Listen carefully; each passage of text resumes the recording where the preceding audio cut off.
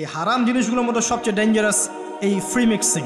Free mixing কি জিনিস? একজন বেগানা মেয়ে একজন বেগানা ছেলের সাথে মিক্স। এখন আপনি কথাগুলো মনে হচ্ছে রূপকথার মতো মনে হবে, কারণ বাস্তবতার সাথে কোনো মিল নাই।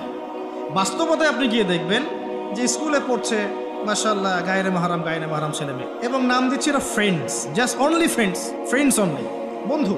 কিন্তু এর বয়স মাশাআল্লাহ 16, এর বয়স 20, বা এর বয়স 15, এর বয়স 18 হয়েছে। বালেগ এবং বালেগা, এই বয়সে আসার আরও 5-6 বছর আগে সে বালেগা হয়ে গেছে। এবং তারা কিন্তু আলাদা আলাদা সেকশনে পড়ছে না। এমন যদি হতো মেয়েদের আলাদা স্কুল, মেয়ে টিচার, মেয়েরা পড়ছে, কোনো সমস্যা নেই, টোটালি বৈধ এবং সুন্দর, ভালো সিস্টেম।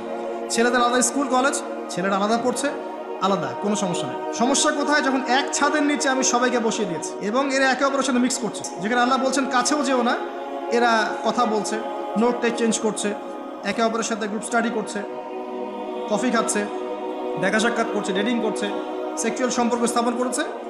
মানুষ বুঝাচ্ছে এদেরকে এই সম্পর্কটা বৈধ, ভালো সম্পর্কটা পবিত্র, পরে বিয়ে করে নিলেই হয়ে গেল।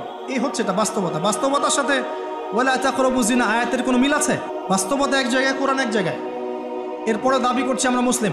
এবং এই ফ্রি মিক্সিং এর ফলে শত শত যুবক যুবতীর ইজ্জত চলে গেছে। শত শত না, সংখ্যাটা সহস্র লক্ষ।